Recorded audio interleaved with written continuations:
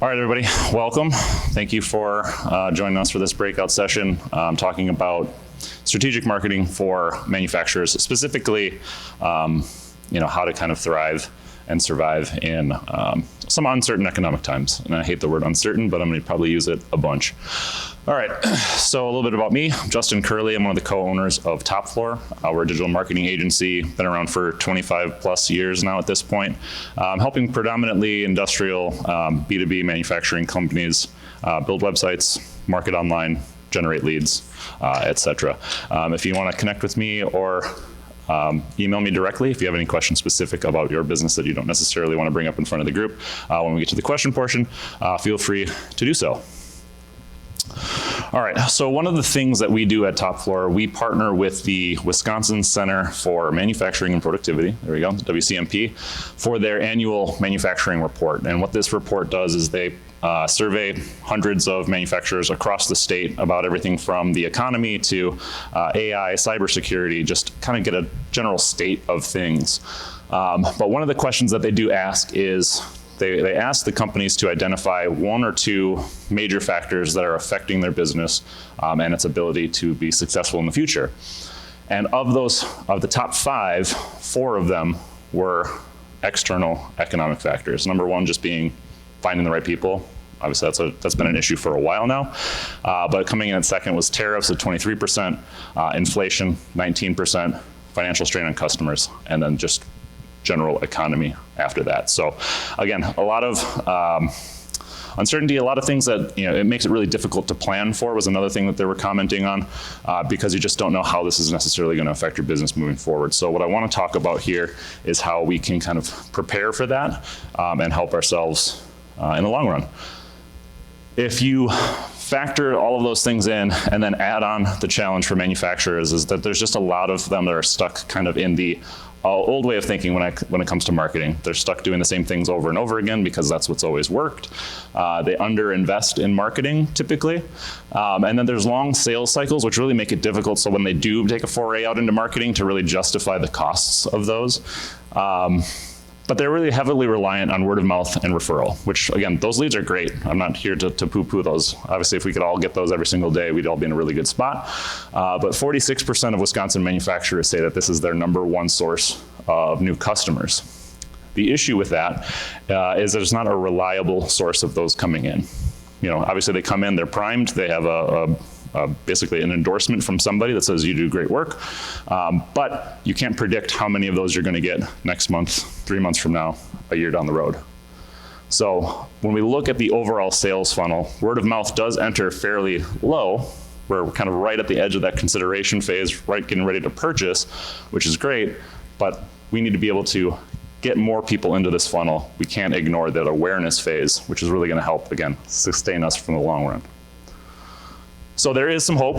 I think some of the things that are changing kind of just in the overall landscape of buying decisions with B2B and manufacturers, changing helps us, or at least gives us a playing field for success.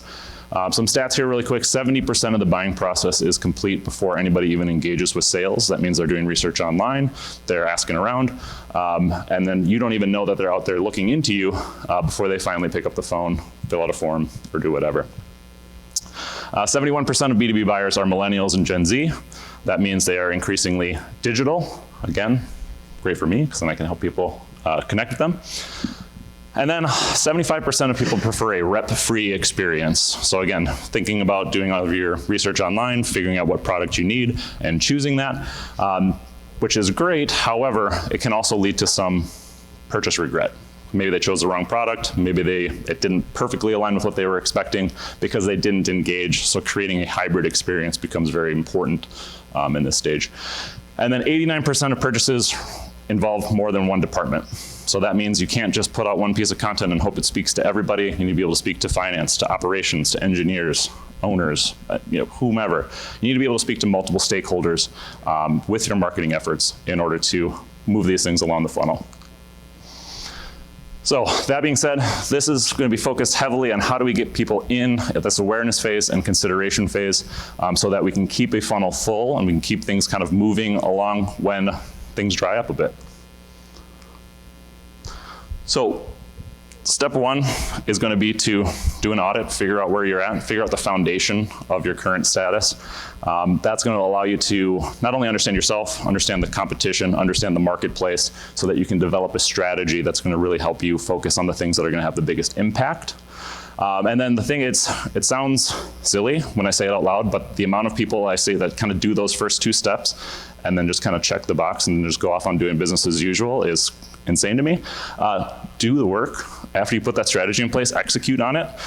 Even if you're not getting the results you wanted, at the very least you have some data, you have some experience that you can then shift things when you get to the analysis phase of how did we do, what do we need to change, and how do we adjust moving forward. So diving into the audit. So audit can mean a number of things. For the sake of this presentation here, I'm talking about your reputation in the marketplace, any trends that are happening within there, what are your competitors doing, and specifically, what is your digital footprint? And then knowing those strengths and weaknesses can really help you identify where do I need to invest my time, my effort, my dollars, because let's face it, we all have restrictions on that. No one's got endless budget, even though I wish they did. So again, start with an honest assessment. Again, it's really easy to be like, oh, we're really great, everybody loves us. If they only knew about us, they'd always work with us. There's gonna be some strengths, obviously, but there's also gonna be some weaknesses. And then understand the market as well. So if you just take the time to analyze yourself, where you're at, what you've done in the past, you kind of miss out on what's happening around you. No one exists in a vacuum. You want to be able to understand who your target audience is, what they're currently engaging with, and how you can take advantage of that. You don't need to read all this. This is just an example, but just putting together a general SWOT analysis. Again, you can get as deep or specific as you'd like. What I would recommend is not just looking at things like SEO, content, your website, things like that, but actually look at the business itself. What is your competitor good at? What are they known for?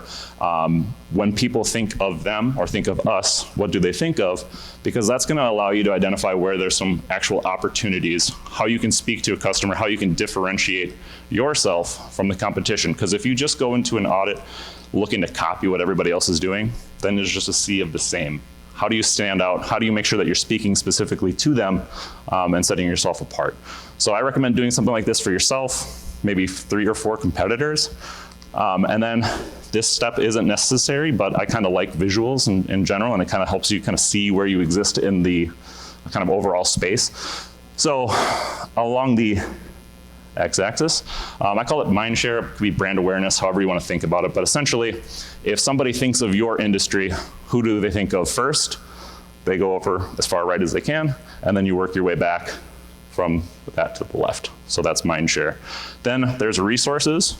Again, this is a little bit more qualitative, even though it sounds like it could be very quantitative. But essentially, how much money are they putting into marketing? What's their sales and marketing team look like? Are they making a concerted effort to break through into new industries, new markets, new customers? And then you can kind of place yourself on here. And what this allows you to do then is identify the people that you can potentially ignore. Low mind share, low resources. They're kind of just coasting along, existing. Or you can identify, okay, these are people who maybe we don't know in this upper left quadrant, but they're spending a ton of time, a ton of effort, doing a lot of activity. So maybe see what they're doing to try to increase that. And then there's kind of the gold standard, that upper right-hand corner. That's the Grangers of the world that you want to be able to eventually get to, but it takes time. Yes, I believe there's going to be a video recording as well as the slides themselves. So don't feel like you need to take copious notes. I know I wouldn't. All right, so looking at your digital footprint, I'm going to dive into some specifics here on how do you look at things like SEO, paid ads, social media, content, your website, and reviews. So these are kind of the core areas. There's obviously a lot more that you can dive into. I'll get into some specifics on each of these areas, but you do want to have an understanding not only of yourself, but also of the competition during this phase of auditing. So with SEO, this is my background, but so I can nerd on this as much as I want, but I'm going to try to keep it brief. Internal tools, Google Search Console, underrated tool. Not a lot of people use it, but what this does is actually you hear directly from Google, these are the search terms that you are showing up for. These are the search terms that people are clicking on. They also do give you some insights into issues that they see with your website. Again, by no means an end-all be-all, but it does tell you, hey, when we come to your site, we encounter these issues. You should potentially fix those. Those are those core web vitals. And then Google Analytics takes it a step further. Once they get onto your website, what are they doing? What pages are they viewing? Are they filling out forms? How long are they staying there? All those kind of engagement metrics that really give you some insights into how effective your website is at converting them into customers. So these two tools allow you to look at yourself. Obviously, you'd love to be able to do this for all of your competition, but that's not possible. But there are some tools out there that do look at kind of just the general landscape. If you do want to look at the competition, you do usually need to rely on a third-party tool like a SEMrush or SEMrush, depending on what you want to say there, or Ahrefs or RFs. I don't know, we all pronounce things differently, but these tools, they basically look at, they track billions of keywords, what people rank for, how often do those rankings typically get clicked on, and you can get some really interesting data from them. They are paid, however, there are free versions of these that can give you some decent data off the top, so I can show you some of the screens from there. But these will give you an insight into the competition and where you kind of exist in that search marketplace. So I'll give you an example. Again, I logged out of our paid account. This is a free account, so all this data would be available to you if you just create an account.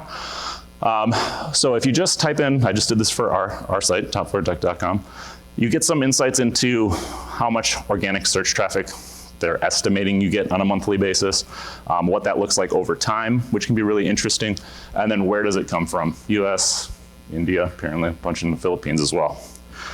But the really valuable data comes a little bit further down. This is where you're actually going to get some insights into keywords that they're ranking for, how often those get searched for, that's your volume. This type of information is going to give you some insights into us. You can see we're very brand heavy. A lot of searches run for top floor marketing, things like that. Or if it's more information based, so maybe it's a lot of blog posts, a lot of content on there, or really valuable stuff, is it of commercial intent or transactional intent? And you can start to drill into some of those keywords. Again, a paid version is going to give you everything. This is going to kind of maybe give you the top 20. But again, it gives you some insights at least. How effective is this website within search engine optimization? On the social ad side of things, obviously if you've run campaign, oh, got a question, what's up? Go back one slide on the lower left, keywords by intent. Yep. How does it determine? So you can see up at the top there, they do tag them. So typically when I see things like information, it's typically brand or what is, how to, those types of keywords. They kind of just find phrases or little clips and they say, okay, that's an information intent. Navigational is like a where is or directions to, those types of things. And then commercial, again, not every keyword has like buy this or search for or shopping for. But those types of keywords that they've kind of historically said these searches are typically commercial. They also rank, is Google showing ads for it? Are they showing shopping ads? Like those types of things that kind of cue them into these are commercial or transactional in nature. But there's not one person just going through and saying, hey, that's commercial. And this is an example of SEMrush or Ahrefs? Oh, good. Yes, this is SEMrush, yes. All right. Social ads. All right, so obviously if you've run a campaign in the past, go into those platforms, look at things like impressions, clicks, form conversions, but they do also offer some ability for you to actually look into the competition. Now again, they're not going to give you any stats as far as how many impressions these got, how many clicks they got, but you can look at the ad creative, the messaging for it, and you can get some insights into how are they approaching advertising on these platforms. What are they doing, for example, on the LinkedIn ad library.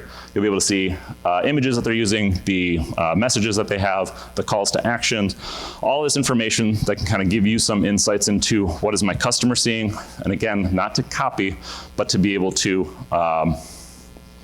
identify opportunities. So for example, I see a lot of products in here, and maybe I'm really proud of my people. We got tons of experience. There's a one-to-one feel of working with us. So maybe my ads are going to be a little bit more people-focused. I'm going to put my engineers at the forefront, and I'm going to make sure that people know that, hey, when you talk to us, you're going to be talking to Hank or whoever, generic name. On the Meta side of things, or Facebook, there is the Meta or Facebook ad library. I think the domain still is Facebook ad library. But similar thing here. Again, it'll show you, they give you a little bit more like when did it start running, but really not a lot of additional information that you don't get on LinkedIn, but they do give you this information. All you need to do is search for the company name, and they give you this data here. All right, so social media on the more organic side of things, or what are things posting? So I call this kind of good old-fashioned sleuthing. There are tools out there that track these types of things, but honestly, if you're just trying to get a general sense, it's not worth the investment, so just take a little bit of time. Really what you want to look for here is what are they posting about and what are people engaging with? Because that's going to really tell you, hey, is this worth my time to post to Facebook, LinkedIn, Pinterest, TikTok, whatever. Because if nobody's interacting with it, nobody's commenting on it, nobody's liking it, nobody's sharing it, then we're kind of just all screaming into the void. Another thing you do is just follow them. That way you can kind of get little notifications that, hey, they're posting something, and you can kind of keep an eye on them in the long run. Similarly with content, this is a very manual process, so my first piece of advice is to not get too stuck into the weeds. The goal here is not to read every single blog post, every case study, every testimonial, and understand what they're doing, but more just get a general sense of, okay, they're spending a lot of time on written content, or they've invested heavily in video, or they have a podcast that they've launched. What you're looking for, again, is what are they creating? Is it how-to content? Is it content that really highlights their abilities, their services, their products? Again, just understanding the type is going to help you when you put that strategy together. All right, for the website, what I recommend first and foremost is to develop some use cases. So just try to put yourself in the shoes of your customer. What are they trying to do? Are they researching products? Are they trying to fill out a form? Are they trying to buy something? And then go through those steps on your website, your competition's website, and that's going to give you a plan for what do I need to fix on my site, but also what did I encounter kind of out in the wild that I really liked that I think we should be able to take advantage of. Something like a request quote cart that you really like the user experience for, or somebody's pushing recommended products at the cart level and we're not doing that yet, so I'd love to incorporate that at some point. Things like this that you can kind of build yourself and create a roadmap towards a best-in-class website. All right, and reviews. So now we're finally hearing from the people. So that's what's very important here. So whether it's Google, Facebook, Yelp, take a look at the reviews. What are people saying? Are they complaining about customer service? Are they complaining about, they missed their delivery times, or hey, this guy was a real jerk to work with? Those types of things can identify opportunities for you in your messaging to be able to say, hey, we've got best-in-class turnaround time, or we have 99% on-time delivery, or whatever it is that the marketplace is having issues with or pain points with, that you can then go into the market and target. Okay, so we've done the audit part. Now we need to actually put everything all together. So I told you need to look inward. Biggest thing with marketing is you need to understand what your strengths and weaknesses are as a marketer. What are your resources? What are your capabilities? Because I wouldn't say, okay, if I know that I need a paid search campaign because my audit tells me that's where I need to be, that's not my expertise, I need to hire somebody. Or I need to focus on something that I can do well, like SEO, and focus on that because that's going to have the greatest impact based on my resources. And then the other thing I would say is make sure that you're looking at cross-channel opportunities. The worst thing you can do is spend time creating unique content for every single channel. So for example, if you write a blog post, figure out, should I be promoting this with social ads? Can this be repurposed into a newsletter? Can I maybe make a little quick video out of this content that I've written? Find ways that you can maximize the output that you're getting from a piece of content, because it takes a ton of time. And if you're just doing it from scratch every single time, it just takes a lot of time and effort. So time. Okay. Next thing is to consider the buyer's journey through this. So again, you need to understand at what stage you're kind of speaking to people, because that's going to impact how you are speaking to them, the channels that you use, maybe specific calls to action if you're getting closer to the purchase phase, or figuring out ways to kind of push them down with that content. And then again, this is not a hard and fast rule, but these are kind of channels or pieces of content, things that we think kind of are effective at each of these stages. So if we're really focusing heavily on the awareness and consideration phase, we're looking at social ads, paid search, SEO. We're looking at high intent niche keywords, blog posts, that type of stuff that's going to be able to get us out there, build trust with people online before they finally make that purchase decision. So if time is short, which let's be honest, it is, the top priority content is where you find my awareness and consideration topics, and you pair that with those opportunities and messaging that you found in SWOT. These are the things that you should focus on first, because they're going to have the biggest impact. On top of that, so I've talked about tracking and data already with Google Analytics, but those tools really only go so far. They talk about at a very high level, here's keywords that people used, here's what they did when they got to your website, but they don't actually help you tie it directly to contracts or revenue or leads generated, how many became a proposal. So CRMs help you close that loop, whether it's Salesforce, HubSpot, Pipedrive. There's all different levels of investments. But these tools really are very effective at helping you tie revenue back to specific marketing channels so that in the future, you can know where do I need to invest because this channel is really effective at not only getting us leads, but also generating revenue. The added benefit of the CRM is then you can now start to actually engage with your current customers as well. So you rightfully spend a lot of time trying to figure out how to get new customers in. It costs a lot of time, costs a lot of money to get new customers, so it makes sense that that's where marketing focuses. But there is a ton of untapped potential in selling into your current customers. You can rely on your sales reps to reach out to them, but really if they're just calling to say, hey, what can I sell you? You're missing an opportunity to actually speak to them specifically. And I think the key here is segmentation. So not just tracking who are my customers and who are the contacts there, but what are their job titles? That's gonna, again, help you speak specifically to the chief of finance versus the head of operations. Industry can be really effective as well. So is there some kind of government regulation coming down that you have a solution for that you can speak to? You can go into your CRM, pull all of your contacts from that industry and be able to develop an email campaign from that. Or did you do something really cool for somebody in their industry? You can develop a case study, promote that, and again, you have that whole list kind of built, ready for you, right there in your CRM. Same thing with purchase history. If you have consumables, you can say, okay, it's been a year since you purchased this, probably time for you to pick up a new filter or whatnot. Or, hey, you haven't worked with us in 5 years, what can we do for you? Again, there's just a lot of information and things you can do with the CRM. Big fan of those. So again, the goal here is not for you to read all of these cells, but being a data guy, I love Excel, and this is how I kind of develop a roadmap for my marketing. So what I like to do up at the top is just kind of keep general business information in there, things like events we might be at, do we have a product launching, things along those lines. And then you can look at channel by channel, are we doing anything to support those efforts up at the top? So this helps if you're a team of one, so you can kind of see the bigger picture. How are things kind of working with each other from like for SEO, paid search, social ads. But if you also have a team, it helps align their efforts as well. They know, okay, in January we're going to be working on this. That means that in February I'll need to promote it. So again, however you do it, visualize it in some way, track it. Again, I like spreadsheets. I'm a dork. Sorry. All right, next up, set goals. You kind of have to hold your feet to the fire on this one. I sit in a lot of calls, talks with customers, and they just say, I want more. Yeah, we all want more, but what does that mean? Is that more revenue? Is that more leads? And then I find that starting with revenue and working your way back, if you know, hey, I need to be able to generate $1 million from my marketing efforts. All right, well, how many sales is that? In order to get those sales, how many proposals do I need to put out? To put out that many proposals, how many leads do I need to generate? Just work your way backwards and then make sure that it's realistic. So you gotta kind of look back in order to look forward. If your website currently is generating 1 lead a month and you say, all right, this plan's gonna get me 100 a month, it's not realistic. But you can work through and say, okay, by May, I'd love to be generating 3 to 4, and then by December, I wanna be generating 5 to 10 per month.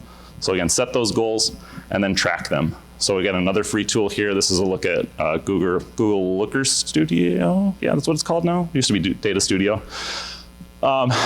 You can pull in data from Google Analytics, Search Console, Google Ads, LinkedIn Ads with some third-party integrations. But you can pull all this information into a single location to visualize it. You set your goal, and you can kind of create a progress bar that shows, hey, I'm 50% of the way there, or I've exceeded some of my goals already in certain areas. So again, visualizing this and being able to tell a story with the data is going to help you when you need to ask for more money or time from the boss. All right, so I know I flew through a lot of things here because I wanted to leave a lot of time for questions, but to wrap this all up, again, I think my key points here, be honest, audit, dive into, again, where you exist in there, and again, be brutally honest with yourself. create a strategy and execute, execute, execute. Because again, if you put that roadmap together and you just look at it and be like, ooh, look what I did, big roadmap. And then you just kind of go back to your day-to-day. You're gonna be like, well, marketing doesn't work. Well, it's because you didn't do anything with it. So execute on that and then set goals and analyze. One last thing I'm going to leave you with before I open it up to questions. So we do have an event, as I mentioned, we work with the WCMP for the Wisconsin Manufacturing Report. We have a big readout and event for that where you got panelists, we've got speakers to talk about the state of manufacturing in 2025. If you want to register for that, you can feel free to do that there. Otherwise, we also have some cards at the back with some additional information on those speakers and presenters. So with that, any questions for me while I take a much needed drink of water? Yes. You're talking about millennials, Gen Z, large part of the buyer force right now. Yeah. Totally believe you that they're digitally integrated, prefer to see content that way, but just being cynical about flood of digital advertising and everything, and how do you build trust through that, especially I think folks are cynical of looking at stuff and having that physical touch, still adds value of the buying. So just talk about that a little bit.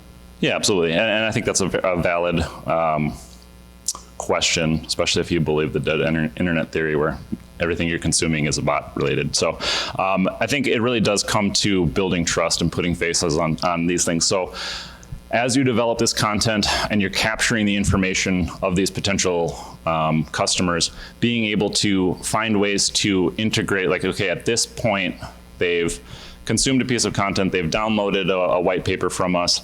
At this point, it makes sense for a sales rep to reach out and actually create that human touch. So the goal with this is not to just say, hey, we need to be able to take somebody from a Google search all the way through me getting money in the bank. There has to be a little bit of that, again, that human touch, the trust that's built there. So that's why I think a lot of what we do and recommend for our customers is to figure out how do we put faces on these. It's great if you have the best product in the world, but again, people buy from people at the end of the day. And I think even millennials and Gen Z, even though we hate picking up the phone and calling people, at the end of the day, we do want to make sure that we feel good about the purchase and that we've talked to somebody, they've talked us through, okay, this is the problem that I'm facing, this is the solution and how it's going to fix that problem. So I think to be able to address your other question about the flood of content that's out there, I think unfortunately you kind of have to be part of that. But as I mentioned with the audit, you want to find ways that you can set yourself apart from that. So that's not to say you got to be wacky and wild. That's not the manufacturing buying process, the Instagram ads that you see, those types of things that work for a consumer don't necessarily work for B2B, but you can still find ways to stand out. And again, just separate yourself from that flood of content, build trust. Again, it takes time, as any sales cycle in B2B takes. That helps a bit. Yeah. Are the AI machines and options out there changing what you're doing with SEO? Or it might not be a good place to go to search something anymore? Yeah, I mean, it's definitely, yes, it is changing how you can approach these efforts. So I think the number one thing that you can do, because again, at the end of the day, a lot of these still function similarly. Again, not exactly like a search engine. Like they still search the internet, they still look for content, they pull that in, and that's part of the knowledge and the training that they're going through. There's definitely ways to, there's AI optimization. There's, I think they call it generative engine optimization, so that you can capitalize on those. What we're seeing from like actual traffic coming back to a website. Now, again, I realize a lot of it could just happen within that ecosystem. We're still talking about like single-digit % of people coming from a ChatGPT, a Claude, or whatever tool is out there. So it's still relatively low, but it is for sure changing. I think the nice thing about manufacturing in particular is, while I think they might use those tools to maybe gather some general information, when you're coming to actually like a specific project, I think that's where they then either pick up the phone, or maybe they'd use more traditional sources like a Google or something along those lines, where they can see, all right, I can go to a website, I can learn about them, I can talk to somebody there. But yes, AI is changing. We at Top Floor, we try to encourage ourselves to use these tools just to understand them better. so that we can see, all right, we're starting to see ads show up in certain tools, or we're starting to see, hey, these are the types of answers that are coming out of those, so that I can inform strategies, because it's changing literally from when I started the sentence to when I'm finishing it. So that's how quickly AI is changing in these tools, because they're constantly learning. The goal is just to, again, educate yourself as much as possible and figure out ways that you can capitalize on it. Yeah, in the back.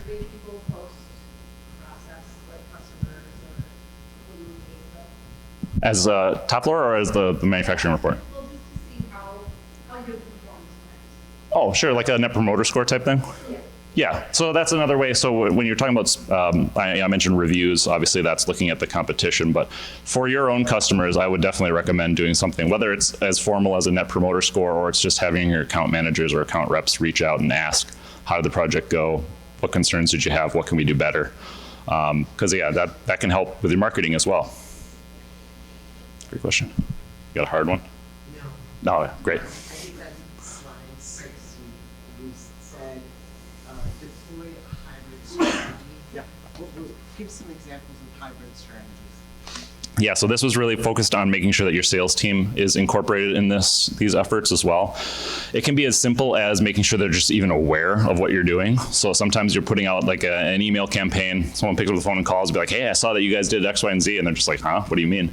Making sure that they understand, okay, this is what we're putting out on the marketing side of things. You might get some questions about it, and here's a sell sheet that is gonna help you answer a lot of those questions. So it could be as simple as that, or just incorporating them, or meeting with them on a regular basis to say, hey, when you're talking to customers, what issues are they having? What challenges are they facing? And then how can we then help you answer those questions in that time? So again, it's just making sure that marketing doesn't exist in a bubble.